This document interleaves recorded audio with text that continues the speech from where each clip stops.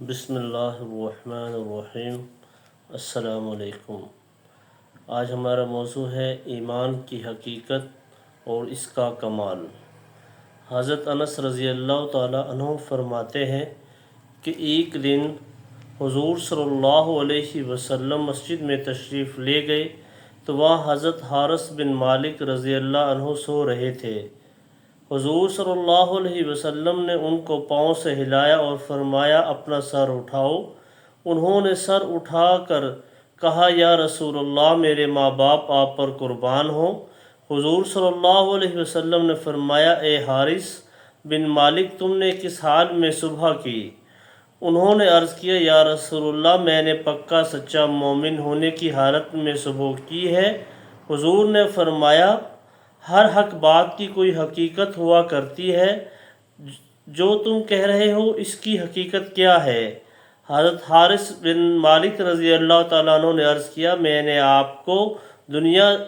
اپنے آپ کو دنیا سے ہٹا لیا اور دن کو میں پیاسا رہتا ہوں یعنی روزہ رکھتا ہوں اور رات کو جاگتا ہوں، اور مجھے ایسے معلوم ہوتا ہے کہ جیسے میں اپنے رب کے عرش کو دیکھ رہا ہوں اور جنت والوں کو جنت میں ایک دوسرے کی زیارت کرتے ہوئے دیکھ رہا ہوں اور جہنم والوں کو ایک دوسرے پر بھونکتے ہوئے دیکھ رہا ہوں۔ حضور صلی اللہ علیہ وسلم نے ان سے فرمایا تمہارا دل نورانی بنا دیا اللہ نے اللہ تعالیٰ نے تمہارا دل نورانی بنا دیا ہے اور تم نے ایمان کی حقیقت کو پہچان لیا ہے، لہٰذا تم اس ایمانی کیفیت پر پکے رہو۔ ایک روایت میں یہ ہے کہ حضور صلی اللہ علیہ وسلم نے حقیقت کو دیکھ لیا ہے، آپ اب اس کی مضبوطی سے پکڑ لو۔ پھر حضور نے فرمایا اس بندے کے دل میں اللہ نے ایمان کو روشن کیا ہے۔ انہوں نے عرض کیا اے اللہ کے نبی آپ میرے لیے اللہ سے شہادت کی دعا فرما دیں۔ حضور نے دعا فرما دی، چنانچہ ایک دن اعلان ہوا کہ اے اللہ کے سوارو گھوڑوں پر سوار ہو جاؤ۔ اس پر یہی سب سے پہلے سوار ہوئے اور یہی سب سے پہلے شہید ہوئے۔ حضرت انس رضی اللہ عنہ فرماتے ہیں کہ ایک دن حضور صلی اللہ علیہ وسلم تشریف لے جا رہے تھے کہ سامنے سے ایک انصاری نوجوان آئے۔ حضور نے ان سے فرمایا اے حارث تم نے کس حال میں صبح کی؟ انہوں نے عرض کیا میں نے اللہ پر پختہ ایمان لانے کی حالت میں صبح کی ہے۔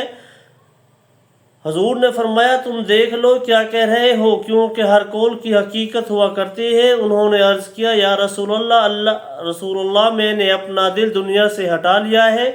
پھر آگے عسکری جیسی حدیث ذکر کی ہے اور مزید کچھ اور مضمون بھی ہے، اور ایک روایت میں یہ ہے کہ حضور نے فرمایا ہر قول کی کوئی حقیقت ہوا کرتی ہے، تمہارا ایمان کی کیا حقیقت ہے؟ حضرت انس بن مالک رضی اللہ تعالیٰ عنہ فرماتے ہیں کہ ایک مرتبہ حضرت معاذ بن جبل رضی اللہ تعالیٰ عنہ حضور صلی اللہ علیہ وسلم کی خدمت میں حاضر ہوئے۔ حضور نے فرمایا تم نے کس حال میں صبح کی؟ حضرت معاذ رضی اللہ تعالیٰ عنہ نے عرض کیا میں نے آپ پر ایمان لانے کی حالت میں صبح کی۔ حضور نے فرمایا ہر بات کی سچائی کی کوئی دلیل ہوتی ہے اور ہر حق بات کی ایک حقیقت ہوتی ہے، تمہاری ہر بات کی سچائی کی کوئی دلیل ہوتی ہے اور ہر حق بات کی ایک حقیقت ہوتی ہے، تمہاری بات کی سچائی کی کیا دلیل ہے؟ حضرت معاذ رضی اللہ تعالیٰ نے عرض کیا اے اللہ کے نبی جب بھی صبح ہوتی ہے میں سمجھتا ہوں کہ شام نہیں کر سکوں گا، اور جب بھی شام ہوتی ہے تو میں سمجھتا ہوں کہ صبح نہیں کر سکوں گا، اور جب بھی کوئی قدم اٹھاتا ہوں تو یہ گمان ہوتا ہے کہ میں دوسرا قدم نہیں اٹھا سکوں گا۔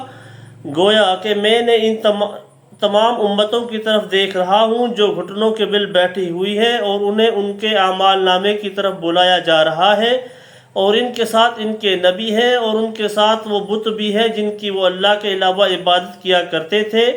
گویا کہ میں جہنم والوں کی سزا اور جنت والوں کے اجر و ثواب کو دیکھ رہا ہوں۔ حضور نے فرمایا تم نے ایمان کی حقیقت پہچان لی، اب اس پر جمے رہو۔ اللہ اور اس کے رسول صلی اللہ علیہ وسلم کی طرف دعوت دینے کے باب میں حضرت سوید بن حارث رضی اللہ عنہ کی حدیث گزر چکی ہے کہ وہ فرماتے ہیں کہ میں اپنی قوم کے 7 آدمیوں کا وفد لے کر حضور صلی اللہ علیہ وسلم کی خدمت میں گیا۔ جب ہم آپ صلی اللہ علیہ وسلم کی خدمت میں حاضر ہوئے اور ہم نے آپ صلی اللہ علیہ وسلم سے گفتگو کی تو آپ صلی اللہ علیہ وسلم کو ہمارا انداز گفتگو اور انداز نشست و برخاست اور لباس پسند آیا۔ آپ نے فرمایا تم کون لوگ ہو؟ ہم نے عرض کیا مومن ہے۔ اس پر آپ مسکرانے لگے اور فرمایا ہر بات کی ایک حقیقت اور نشانی ہوا کرتی ہے، تمہارے اس قول و ایمان کی کیا حقیقت ہے اور نشانی ہے؟ حضرت سوید رضی اللہ تعالیٰ عنہ فرماتے ہیں کہ ہم نے عرض کیا 15 خصلتیں ہیں، ان میں سے 5 خصلتیں تو